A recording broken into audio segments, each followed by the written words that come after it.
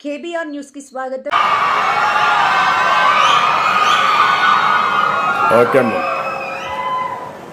గౌరవనీయులు స్థానిక పార్లమెంట్ సభ్యులు కేంద్ర మంత్రివర్యులు పెమ్మసాని చంద్రశేఖర్ గారు,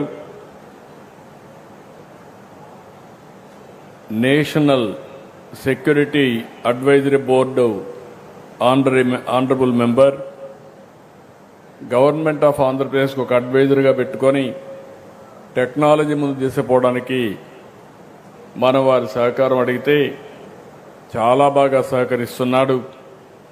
ఎమినెంట్ సైంటిస్ట్ అలాంటి సతీష్ రెడ్డి గారికి మనస్ఫూర్తిగా గట్టిగా అందరం అభినందించాల్సిన అవసరం ఉంది. చాలా బాగా పనిచేస్తున్నారు.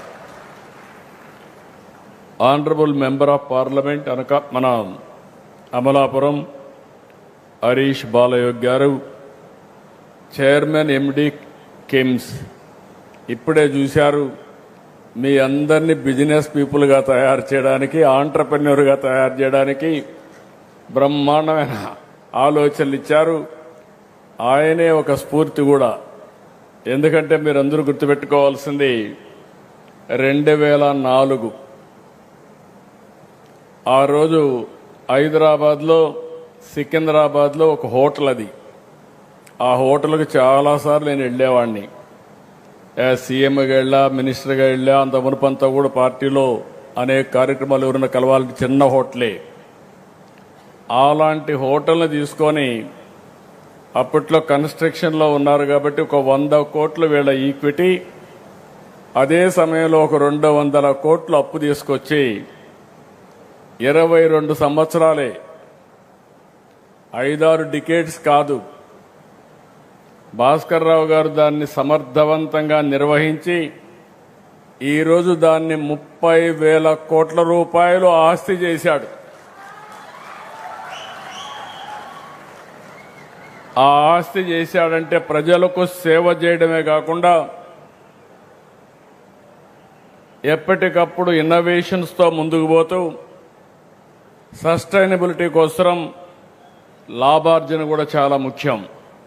నేను అందుకే ఒక మాట చెప్తాను, ఏదైనా పెట్టుబడి పెట్టినప్పుడు పెట్టుబడికి వడ్డీ కూడా రాకపోతే, అప్పులు కూడా తిరిగి కట్టకపోతే తిరిగి అప్పు కూడా ఇవ్వరు, ఆస్తులు కూడా జప్తు చేస్తారు. అదే గాని ఎప్పటికప్పుడు ఆంట్రప్రెన్యూర్గా ఉండి దాన్ని ముందుకు తీసుకుపోయి మళ్లీ గాని మనం గాని చేయగలిగితే సంపద సృష్టించడం చాలా సులభం. అలాంటి సంపద సృష్టించడానికి దారి చూపినటువంటి భాస్కర్ రావు గారిని మనస్ఫూర్తిగా అభినందిస్తున్నా. ఎక్కువ టైం తీసుకున్నా చాలా చక్కగా చెప్పాడు. అదే మరిగా director BSCPL infrastructure limited Seenaiah గారు, collector district collector Sainath Varma గారు, ప్రత్యేకంగా కిమ్స్ ఇప్పుడు బైసర్, ఈ కుటుంబ సభ్యులందరికీ కూడా మనస్ఫూర్తిగా అభినందనలు, స్వాగతం సుస్వాగతం ఈ మీటింగ్కి. ఎందుకంటే నాకు మనసుకు దగ్గరగా ఉండే కార్యక్రమం ఇది. అమరావతి అభివృద్ధి కావాలంటే చాలా మంది పారిశ్రామికవేత్తలు ముందుకు రావాల్సిన అవసరం ఉంది. అలాంటి ఈరోజు మీరు చూసినప్పుడు Bollineni institute of skill development and research, ఇప్పుడే ఆయన ఒక విజన్ కూడా ఇచ్చారు భాస్కర్ రావు గారు. నాకు బాగా జ్ఞాపకం, హైదరాబాద్లో నేను సీఎం అయినప్పటికీ చాలా హాస్పిటల్స్ తక్కువ ఉండేటివి, 2, 3 హాస్పిటల్స్ ఉండేటివి, హోటల్స్ కూడా లేవు, ఒక కన్వెన్షన్ సెంటర్ కూడా లేదు. అక్కడి నుంచి నేను టెంట్లు వేసి సిఐఐ కాన్ఫరెన్స్లు పెట్టేవాడిని. అదే సమయంలో నేను హైదరాబాద్ని ఒక హెల్త్ హబ్గా తయారు చేయడానికి ఆ రోజు కోడెళ్ల శివప్రసాదరావు గారు హెల్త్ మినిస్టర్గా ఉంటే గల్ఫ్ పంపించేవాడిని. అక్కడి నుంచి వస్తే టూరిజం అభివృద్ధి అవుతుంది, ఆరోగ్యానికి కూడా హైదరాబాద్ కేంద్రంగా అవుతుందని చెప్పి ఆ రోజు ఆలోచించాం. అక్కడి నుంచి మీరు చూస్తే ఈరోజు నేను గర్వంగా చెప్పగలుగుతున్నా, దేశానికి మెడికల్ హబ్గా హైదరాబాద్ తయారైందంటే ఆ రోజు వేసిన ఫౌండేషను, దానికి సహకరించినటువంటి కిమ్స్ లాంటి మేనేజ్మెంట్లు అని చెప్పి కూడా నేను మీకు తెలియజేస్తున్నా. ఈరోజు మనందరం కూడా బైజర్ అమరావతి గడ్డపై నుంచి ఇది ఒక వినూత్నమైన ప్రయోగం. విద్యా వైద్యంలో తిరుగులేని స్థానంలో ఉండాలి. ఇప్పుడే ఎక్స్ప్లెయిన్ చేశారు. 25 ఎకరాల్లో చేపడుతున్నారు. ఇది 23 ఎకరాల్లో కాలేజ్ ఏర్పాటు చేస్తారు. ఇందులోనే స్కిల్ కూడా సెంటర్ కూడా ఎస్టాబ్లిష్ చేస్తారు. నా దగ్గరికి ఫస్ట్ టైం భాస్కర్ రావు గారు వచ్చి మాట్లాడారు.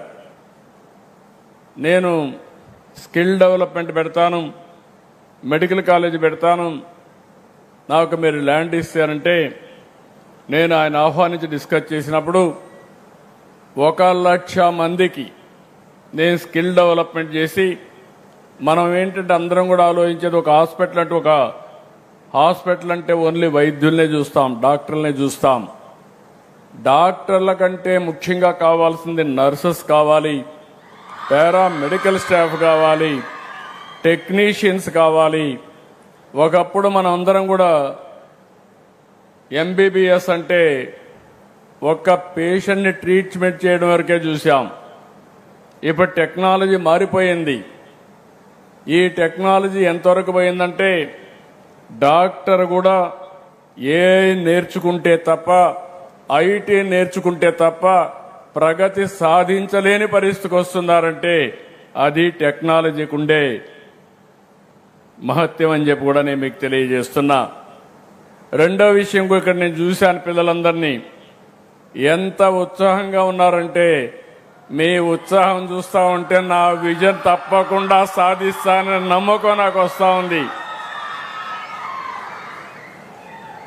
23 నెలల కంటే ముందు ఈ రాష్ట్రంలో ఒక అరాచకం, ఒక విధ్వంసం,